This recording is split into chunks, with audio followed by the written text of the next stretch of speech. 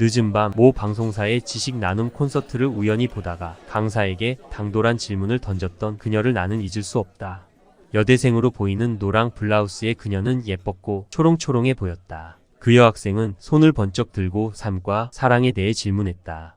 삶의 존재 이유와 사랑이라는 개념이 피상적으로 비결된 강사의 결론에 대해 전혀 마음에 와닿지 않으니 부연 설명을 해달라는 것이었다. 너무 솔직한 그녀의 어조는 그동안 숙연했던 분위기를 다소 흔들어 놓는 듯 했다.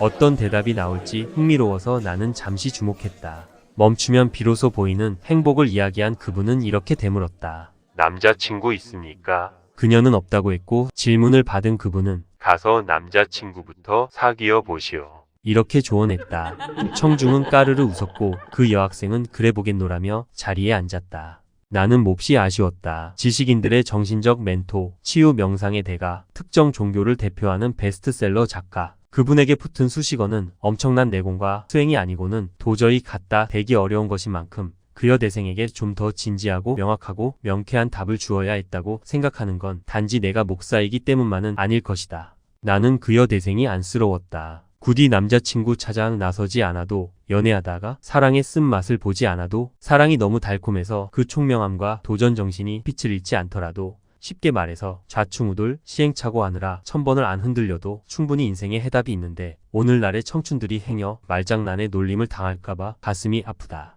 게다가 연애라는 게 참 묘한 것이어서 20초 만에 피를 받아 사랑에 빠지면 20년의 공덕이 허물어지는 위험성도 있다. 미국의 전쟁 영웅 CIA 국장도 잘못된 사랑에 빠져 한 방에 훅 가지 않던가. 이런 사랑으로 무리를 일으키면 심한 죄의식 때문에 자신을 용서할 수 없어 시달리다가 그 누구도 사랑하기 어려운 슬픔에 빠진다. 이럴 때 가슴에 손을 얹고 나는 나를 사랑합니다 라고 주문을 외운다고 해서 자기 환멸과 패배의식에 사로잡혀 있었던 사람에게 순간 자기애가 찾아오는 것도 아니고 더욱이 자신에 대한 자긍심이 회복되는 것도 아니다. 그토록 쉽게 오는 사랑, 되는 사랑이라면 이 땅에서 일어나는 갖가지 미움과 시기, 질투와 비교 심리, 경쟁 심리, 자기 비하로 인해 급증하고 있는 자살 문제는 한순간에 끝날 것이다.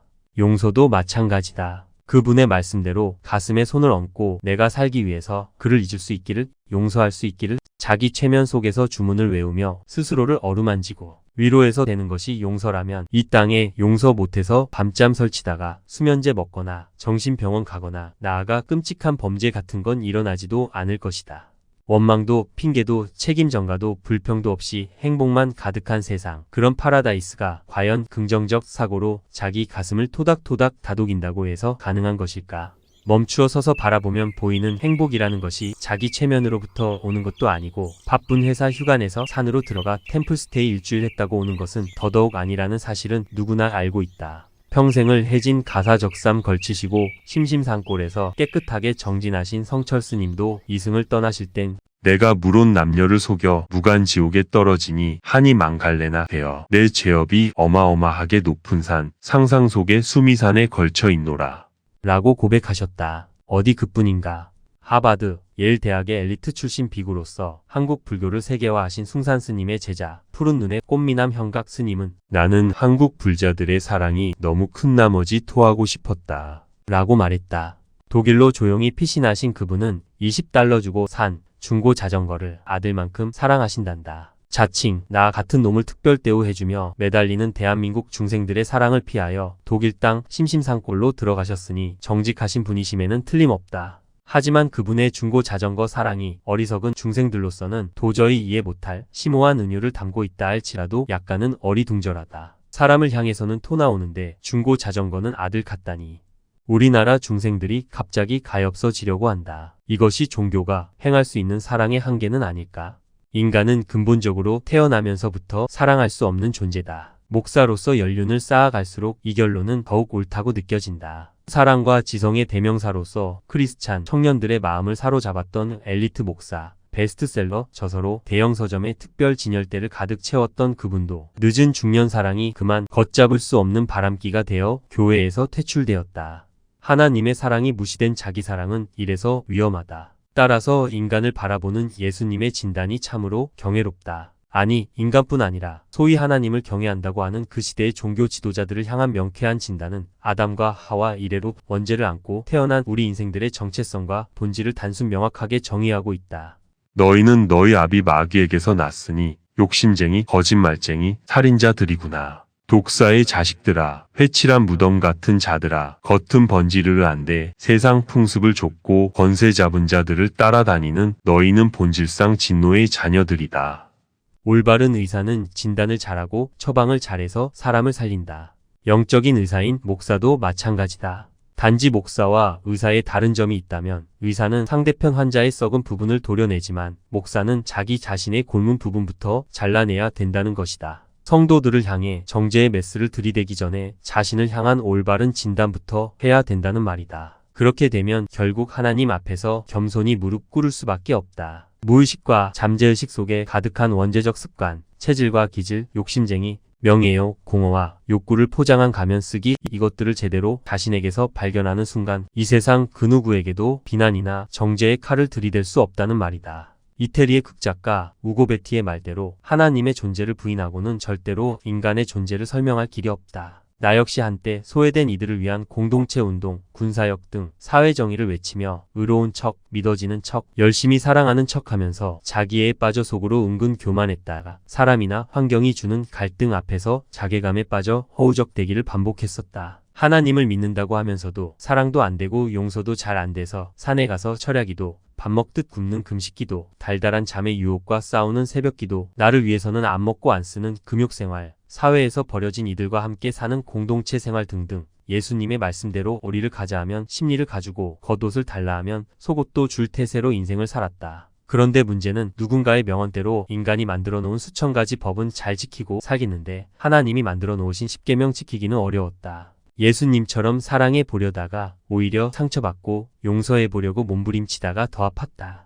나도 아파봤는데 너도 당연히 아플 것이다. 나도 흔들려 봤는데 너도 1000번은 흔들려야 될 것이다. 이 말은 잘 분석해보면 하나마나한 말이다. 아프고 흔들리는 청춘은 안 아픈 길, 안 흔들려도 되는 길을 애타게 찾고 있기에 멘토가 있다는 곳에, 힐링이 있다는 곳에, 토크가 있는 곳에 달려가는 것이 아니겠는가. 노랑 블라우스의 여대생처럼 똑똑하지만 아직 해답은 없는 것이 청춘이니까. 그래서 청년들에겐 시간을 더 살아낸 어른들이 필요한 것이다. 율법으로 짓누르고 정죄하고 잔소리해야 되는 어른이 아니라 자신의 인생 문제가 근본적으로 어디서 왔으며 그 문제의 근원적 해결책은 무엇인지 정확히 아는 어른을 우리는 멘토라 부른다. 멘토 흉내만 내다 이 세상 떠나가면 말빚을 잔뜩 지고 가는 것이다. 그래서 진정한 멘토는 삶과 사랑과 용서에 대해서 확실한 정의를 내려줄 수 있어야 한다. 어물쩍 넘기거나 화려한 수식어를 달아 어렵고 복잡하게 설명해서 청춘들을 헷갈리게 해서는 안 된다. 게다가 나도 아팠으니 너도 아파보라고 말하면 잔인한 것이다. 성경에는 준수하고 아름다운 청년 요셉이 나온다. 그의 환경은 불행했다. 3명의 계모와 10명의 배다른 형들이 조롱하고 시기하고 괴롭히고 죽이려다가 결국 애굽의 노예로 팔아버렸다. 어미 없는 어린 동생 베냐민을 남겨두고 쇠사슬에 매인 채 먼 이방 땅을 향해 걸었던 그 길은 얼마나 목마르고 고독하고 두려웠을지 생각해보라. 그는 노예 생활 중 돈 많고 개념 없는 여자의 집착 때문에 죄 없이 감옥에 갇히는 신세가 되었지만 하나님이 주신 지혜로 애굽은 물론 이스라엘까지 기근으로 죽어갈 위기에서 구해낸 끝에 국무총리가 되었다. 고향에서 곡식을 사러 온 형들, 머리를 조아리고 벌벌 떠는 형들을 향해 그는 말한다.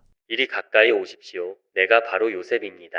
당신들이 이곳에 나를 팔았으나 걱정하지도 말고 자책하지도 마십시오. 형님들이 나를 판 것이 아니라 하나님이 나를 여기 앞서 보내셔서 큰 구원으로 형님들의 자손들까지 생명을 구하시려 한 것입니다. 나를 이리로 보내신 것은 하나님이십니다. 애굽의 통치자가 되게 하신 것이지요.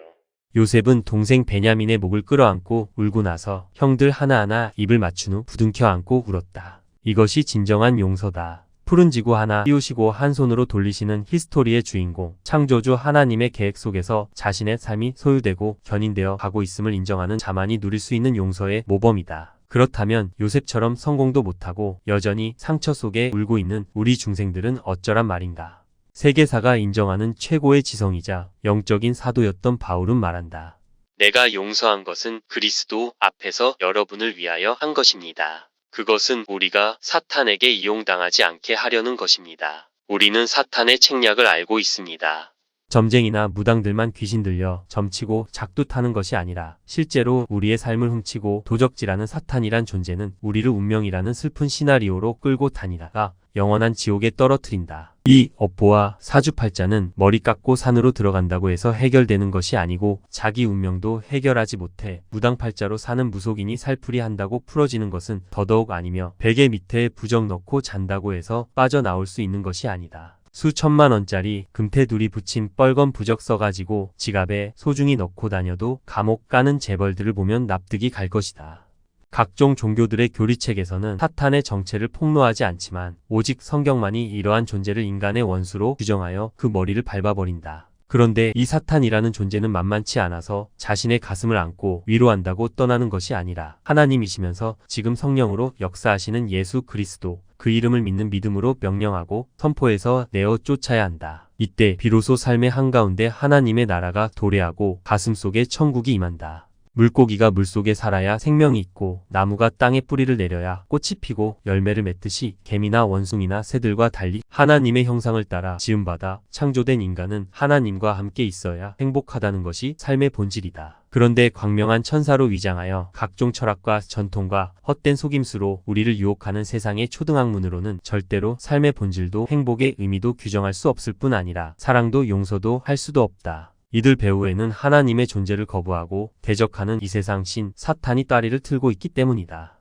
이렇듯 운명과 업보와 팔자에 시달리는 우리의 삶에 자유와 해방을 주기 위해서 죽음보다 더 큰 사랑으로 이 땅에 오신 창조주 하나님이 2000년 전에 예수 그리스도로 이 땅에 오셔서 우리 대신 침뱉음을 당하시고 주먹으로 뺨을 맞으시고 옷을 벗겨 조롱당하시고 창과 대못으로 찔려 십자가에서 피 흘려 돌아가신 대속의 죽음을 우리는 사랑이라 말한다. 이 사랑을 받은 자로서 자신을 귀히 여기고 또한 사랑에 빚진 자로서 이웃을 사랑하는 것은 크게 힘써 강조할 필요도 없고 자랑할 것도 없고 어려울 것도 없는 당연한 귀결이 아니겠는가. 사랑하고 싶은 사람을 사랑하는 것은 즐거운 일이고 사랑하는 사람을 사랑하는 것은 쉬운 일이지만 도저히 사랑할 수 없는 사람을 사랑하는 것은 괴로운 일이다. 희생과 양보와 관용이 따라야 하기 때문이다. 따라서 용서와 사랑의 모범이 되어주신 예수 그리스도 그 이름을 믿고 영접하여 그 이름의 권세와 사랑을 힘입어 나도 사랑하고 너도 사랑하며 하나님의 말씀 따라가는 것이 행복한 삶의 본질이다. 문득 헤르만 헤세의 말이 생각난다.